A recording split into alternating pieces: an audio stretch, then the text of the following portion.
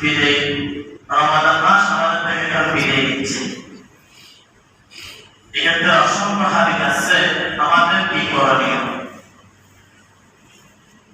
রাসূলুল্লাহ সাল্লাল্লাহু আলাইহি ওয়াসাল্লাম একটি পরামর্শ দিচ্ছেন। আন আনাস বিন মালিক রাদিয়াল্লাহু তাআলা আনহু قال رسول الله صلى الله عليه وسلم كل بني آدم خطأ। প্রত্যেকটা বনি আদম, প্রত্যেকটা আল্লাহর বান্দা গুনাহগার।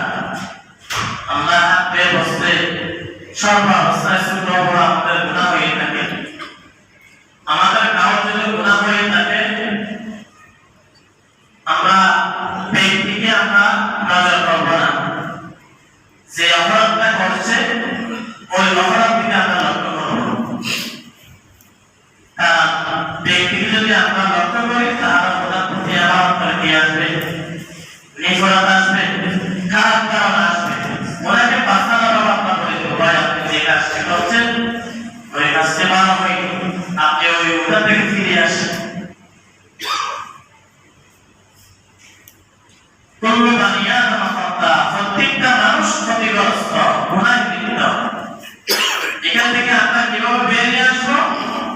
ওয়াখাইরুল খাতাইনা তাওয়াবুন। এক নাম্বার রাস্তা, একটাই পথ, সেটা হচ্ছে আল্লাহ তাআলার কাছে তওবা করা, বেশি বেশি তওবা করা। যে ব্যক্তি তওবা করবে সেই ব্যক্তি উত্তম ব্যক্তি।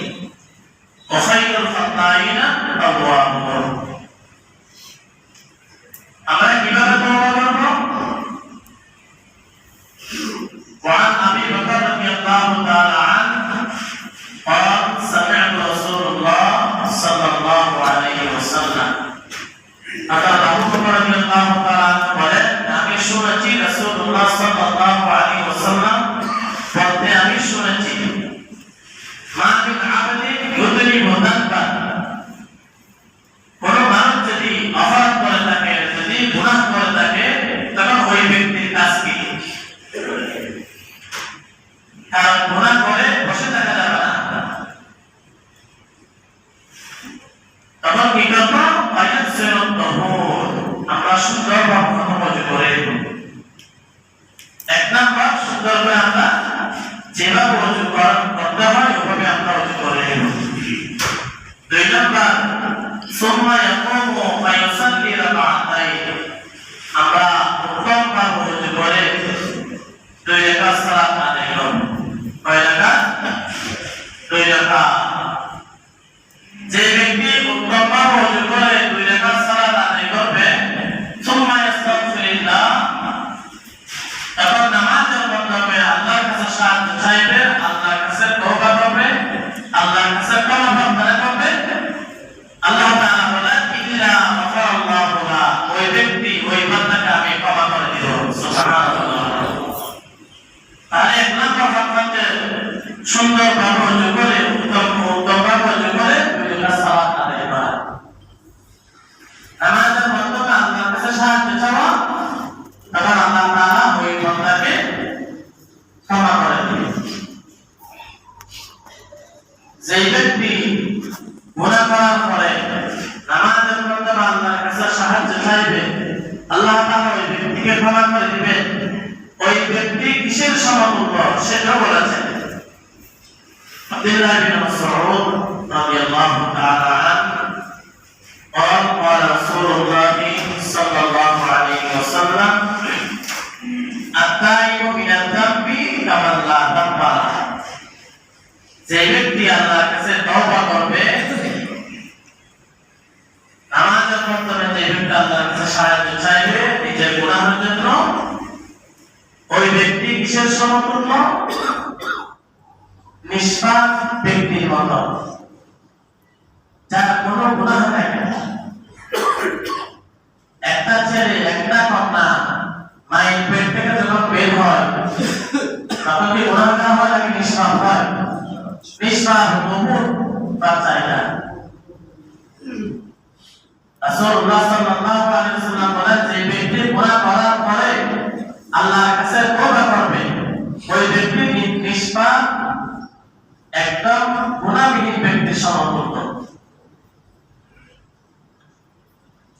একজন ছেলে একজন কন্যা সন্তান যখন পৃথিবীর মধ্যে আসে, আল্লাহু আখরাজাকুম মিন বুতুনি উম্মাহাতিকুম, ছেলে হোক মেয়ে হোক যখন আসে মায়ের পেট থেকে লা তা'লামুনা শাইআ, সেই ব্যক্তি কিছু জানে না। তখন ওই ব্যক্তিকে আল্লাহ তাআলা তিনটা জিনিস দান করেন। ওয়া জাআলা লাকুমুস সামআ, শ্রবণ শক্তি দান করেন, ওয়াল আবসারা, দৃষ্টি শক্তি দান করেন, ওয়াল আফইদা, একটা হৃদয় দান করেন। সুবহানাল্লাহ।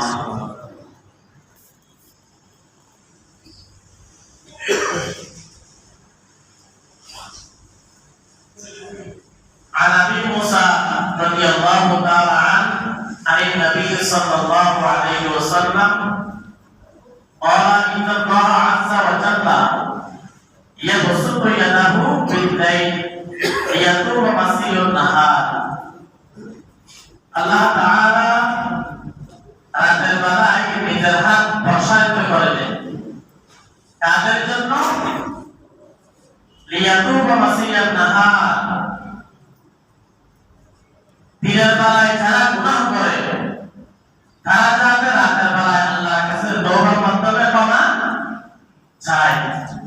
আল্লাহ বলেন, বান্দাকে আমি ক্ষমা করার জন্য আমার হাত প্রসারিত করে রাখি। ওই ব্যক্তিরা দিনের বেলায় গুনাহ করলে যাতে রাতের বেলায় আল্লাহর কাছে ক্ষমা চায়। গুনাহ করলে পৃথিবীর উপর কেউ দেখে না, কে দেখে? আল্লাহ। ويبسط يده بالنهار ليتوب مسيء الليل, আর যে ব্যক্তি রাতের বেলায় গুনাহ করবে সে যাতে তওবা করে দিনের বেলায় যাতে আল্লাহর কাছে ক্ষমা চায়। আর এই হাদিস থেকে বোঝা যাচ্ছে গুনাহ করার সাথে সাথে আমরা তওবা করে নিব। ছোট জিনিসগুলো আমরা কি মনে করবো? বড় মনে করবো। আর ছোট জিনিস যদি ছোট মনে করি তাহলে এটা আস্তে আস্তে বড় হতে থাকে।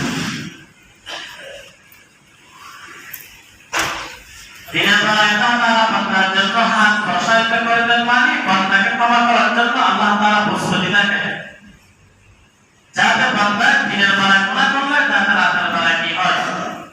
গুনাহ ক্ষমা চায়। আর রাতে গুনাহ করলে যাতে দিনের বেলায় ক্ষমা চায়। আল্লাহ তাআলা ক্ষমা করার জন্য বান্দাকে সব অবস্থায় প্রস্তুত। সুবহানাল্লাহ।